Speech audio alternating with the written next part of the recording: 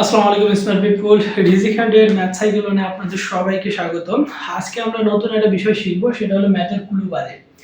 So পরীক্ষকরা অনেক সময় আমাদের শিক্ষার্থীদের বিভ্রান্ত করার জন্য এক্সট্রা কোনো একটা মান দিয়ে দেয় পরীক্ষায়, যেটাকে আমাদের বাদ দিতে হবে এবং বাদ না দিলে ম্যাথটা আমাদের কাছে অনেক বড় এবং কঠিন মনে হবে। সো চলো আসলে দেখি যে শিক্ষকরা আমাদের কিভাবে বোকা বানাতে চায়।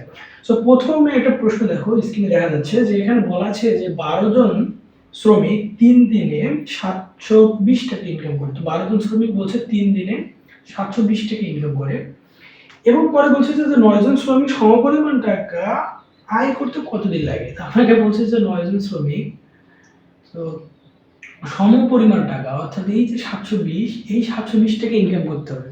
সো টাকার বিষয়টা কেমন হলো, যে আগেও যেটা ছিল পরেও সেটা তো একই না। এই যে একই বিষয়টা, এই একই বিষয়টাকে আমাদের বাদ দিতে হবে। এইটা হলো এক্সট্রা একটা মান, যেটা আমরা দেখে বলবো হ্যাঁ এখানে তো 3টা মান, তাহলে 3 ভাবে করতে হবে না বেশি করতে হবে, এরকম। তো এই কনফিউশনে থাকা যাবে না। এই একই যে মানটা, এটাকে বাদ দিতে হবে। এখন ধরো একটা ছোট হয়ে গেছে না, তাহলে এখন আমার 12 জন শ্রমিকের যদি 3 দিন লাগে, তো একজন শ্রমিকের অবশ্যই বেশি দিন লাগবে, সেক্ষেত্রে 12 দিয়ে 3 দিয়ে গুণ।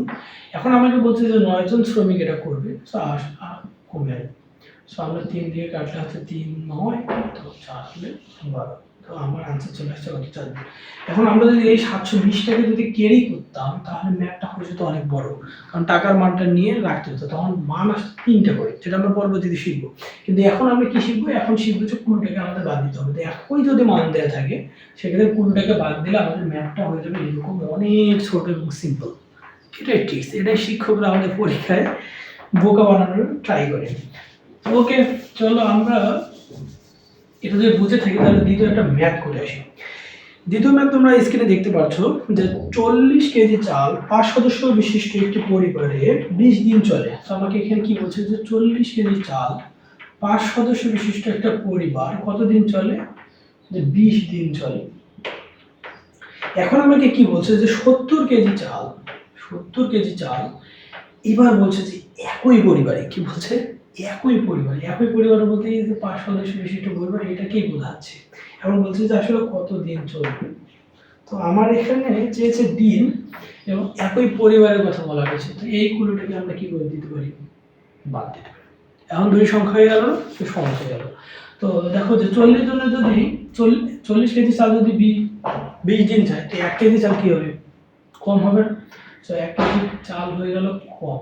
এখন আমাকে বলছে যে 70 কেজি চাল কতদিন চলবে, তো 70 কেজি চাল আবার বেশি দিন চলবে। তো কেটে দিলাম, তো 4 হচ্ছে 20, 5 35, 35 দিন, অর্থাৎ আমার আনসার হলো কত দিন, 35 দিন। এগুলো যাদের এখন কনফিউশন লাগছে যে এগুলো কিভাবে হচ্ছে, কোনটা গুণ কোনটা কম বেশি, তারা আমার প্রিভিয়াস ভিডিওগুলো দেখতে পারেন, তাহলে আপনারা বুঝবেন। সো আমরা এই যে কুলুটাকে বাদ দিয়ে ম্যাথ করছি এবং সেটাকে ছোট করে নিচ্ছি, এটা পরীক্ষা আমাদের যেমন সময় বৃদ্ধি করবে, তেমন এই যে কুলু ধরে করতে গেলে যে ক্রিটিক্যাল ম্যাথ হতো, আমরা হয়তো আনসার করতে পারতাম না, এটা থেকে মুক্তি পাবো। সো আমাদের প্রথমে ম্যাথ দেখতে হবে এবং দেখে বুঝতে হবে যে কোন কুলুটা রিপিট হচ্ছে, বারবার বলছে, যেমন একই পরিবার, সমপরিমাণ টাকা, সমপরিমাণ দিনে, এই অংশগুলোকে আমাদের সেটে ফেলতে হবে, কুলু থেকে এগুলোকে বাদ দিতে হবে। তাহলেই আমরা ম্যাথটা সহজ করতে পারবো। আশা করি আপনারা বুঝতে পারছেন। ধন্যবাদ।